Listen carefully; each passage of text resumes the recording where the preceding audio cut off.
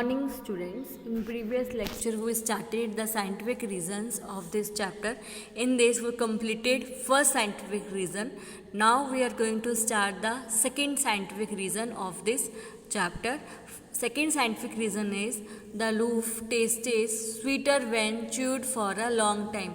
जो कह रहा है लूफ है उसका जो टेस्ट है वो स्वीट हो जाता है जब उसको हम लॉन्ग टाइम च्यू करते हैं। लूफ में आपके जैसे ब्रेड है, फिर आपके वो जो पाव हम ईट करते हैं वो आते हैं, तो उनको जब आप वो कह रहे हैं ज़्यादा से ज़्यादा उसको जब च्यू करोगे, लॉन्ग टाइम आप उसको च्यू करते जाओगे तो उसका जो टेस्ट है वो स्वीट हो जाता है। क्यों ऐसा होता है? क्योंकि उसमें पता है उसमें एक स्टार्च होता है जो एक चीफ कंपोनेंट है। जब भी आप स्टार्च क्या है हमारे सलाइवा के साथ, जब वो हमारे सलाइवा के साथ मिक्सअप होता है ना, तो वो स्टार्च क्या हो जाता है, कन्वर्ट हो जाता है शुगर में। क्लियर? जब आपने लूफ को ज़्यादा से ज़्यादा च्यू करा तो वो उसमें से ज़्यादा सलाइवा मिक्स हो जाता है। सो सलाइवा में क्या होता है, एंजाइम प्रेजेंट होता है जो स्टार्च को क्या करता है, शुगर में कन्वर्ट कर देता है, जिसके कारण आप क्या करते हो, आप उसको ईट करोगे ना तो ज़्यादा से ज़्यादा आप उसको ईट करके च्यू करोगे, उसके बाद वो क्या हो जाता है, स्टार्च किस में कन्वर्ट हो जाता है, शुगर में कन्वर्ट हो जाता है, और शुगर ऑलरेडी क्या है, स्वीट होती है। इसके कारण आपको उसका जो टेस्ट है वो स्वीट लगता है। ओके, तो देखो first point, the loaf contains starch as the chief component. जो लूफ है उसमें क्या होता है, स्टार्च है वो एक चीफ कंपोनेंट है, as the chief component. Clear?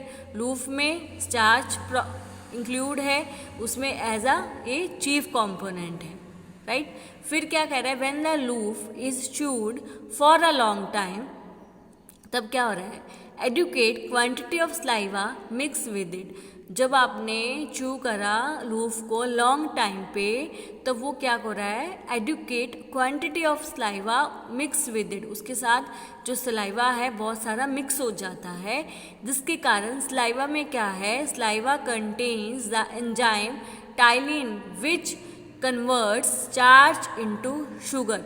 इसमें जो ये लिखा है PTYALIN है, वो उसमें P साइलेंट होता है, उसको हम टाइलिन बोलते हैं। वो क्या होता है, सलाइवा कंटेन्स द एंजाइम, उसका नाम है टाइलिन, विच कन्वर्ट्स स्टार्च, जो स्टार्च को क्या करता है, शुगर में कन्वर्ट करता है। ओके, फिर the sugar is sweet in taste, you know very well, hence the loof taste is sweeter when starch into chewed for a long time। जब आप स्टार्च को बहुत लंबे टाइम च्यू करते जाओगे तो उसका टेस्ट क्या हो जाएगा, स्वीट हो जाएगा। क्लियर? इजी है, एक एक पॉइंट आपको पढ़ोगे तो एक एक पॉइंट मैंने आपको समझाया है वो आप इजीली आपको लर्न हो जाएगा। क्लियर?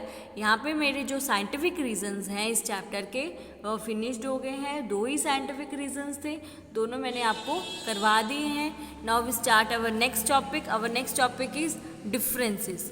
क्लियर? हमारा जो नेक्स्ट टॉपिक है वो है डिफरेंस। इसमें एक ही डिफरेंस है तुम्हारी बुक में, कौन सा है, स्मॉल इंटेस्टाइन और लार्ज इंटेस्टाइन। ये भी आप क्या है कर चुके हो, इसको भी आपने अच्छे से कर लिया है कि मैंने आपको दोनों पढ़ाए हैं, स्मॉल इंटेस्टाइन और लार्ज इंटेस्टाइन। अब दोनों के बीच में क्या है, एक डिफरेंस क्रिएट करना है कि इन दोनों के बीच में डिफरेंस क्या है। Okay, now first point in small intestine is it is highly coiled and is about 7 meters long. वो कह रहा है कि वो एक हाईली क्वाइल्ड है, कॉइल फॉर्म में होती है, जैसे मैंने आपको बताया था वो गुड नाइट कॉइल होती है, वैसे ही ये कॉइल्ड फॉर्म में है, और ये 7.5 मीटर्स लॉन्ग है। इसकी जो लेंथ है वो 7.5 मीटर है। ओके, पर जो लार्ज इंटेस्टाइन है it is wider and shorter than small intestine. Wider भी है और शॉर्टर भी है, किससे, स्मॉल इंटेस्टाइन से। फिर इसकी जो लेंथ है it is about 1.5 meters long. ये 1.5 मीटर्स क्या है, लॉन्ग है। ओके, फिर digestion of food and absorption of nutrients occur in it. जो डाइजेशन होता है फूड का और एब्जॉर्प्शन होता है न्यूट्रिएंट्स का, वो क्या हो रहा है, इसमें ही अकर होता है। किसमें, स्मॉल इंटेस्टाइन में, राइट? फिर लार्ज इंटेस्टाइन में क्या होता है, only absorption of water and some salts from the undigested, जो फूड क्या है अनडाइजेस्टेड है, उसमें से सिर्फ वाटर और सॉल्ट का ही इसमें लार्ज इंटेस्टाइन में एब्जॉर्प्शन होता है। Clear? Only absorption of water and some salts from the undigested food occur in it. जो अनडाइजेस्टेड फूड है लार्ज इंटेस्टाइन में, उसमें से सिर्फ सॉल्ट और वाटर का ही एब्जॉर्प्शन हो रहा है।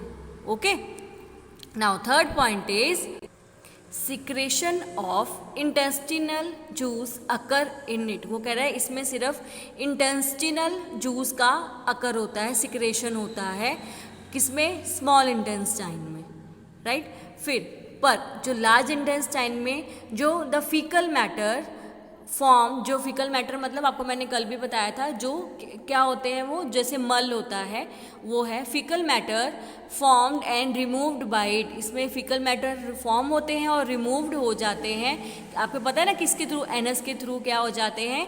रिमूव हो जाते हैं। Clear? The faecal matter formed and removed by it, large intestine से रिमूव हो जाते हैं। क्लियर? ये था मेरा डिफरेंस स्मॉल इंटेस्टाइन और लार्ज इंटेस्टाइन में। इजी है, अच्छे से आप कर सकते हो, खुद भी बना के कर सकते हो, क्योंकि सब इन्फॉर्मेशन आपको इसके बारे में पता है कि स्मॉल में क्या हो रहा है और लार्ज में क्या होता है। Now we start our last topic of this chapter. Now first match the following is, first is salivary gland. जो सलाइवरी ग्लैंड है वो किसके साथ आप मैच करोगे? बहुत सारे आपको कॉलम सेकंड में दिए गए हैं। Bile juice secretion, storage of undigested food, saliva secretion या acid release, digestion is completed, absorption of water, release of feces। तो किसके साथ मैच करोगे? जो सलाइवरी ग्लैंड को आप किसके साथ मैच करोगे? सलाइवा सिक्रेशन के साथ। किसके साथ मैच करोगे? Saliva secretion. फर्स्ट को किसके साथ मैच करेंगे हम? सी के साथ, saliva secretion. Okay, now next stomach. Stomach जो है उसको किसके साथ आप मैच करते हो? जो मेरा स्टमक है वो क्या करता है? Bile juice secretion, storage of undigested food, saliva secretion या एसिड रिलीज या digestion is completed, absorption of water, release of faeces. तो किसके साथ मैच करोगे? जो मेरा स्टमक है वो क्या करता है? वो एसिड को रिलीज़ करता है। स्टमक क्या करता है? एसिड को रिलीज़ करता है। तो सेकंड को किसके साथ मैच करेंगे? डी के साथ, एसिड रिलीज। ओके, स्टमक क्या करता है?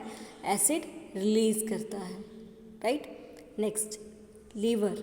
जो लीवर है उसको आप किसके साथ मैच करते हैं? जो मेरा लीवर है उसको हम किसके साथ मैच करेंगे?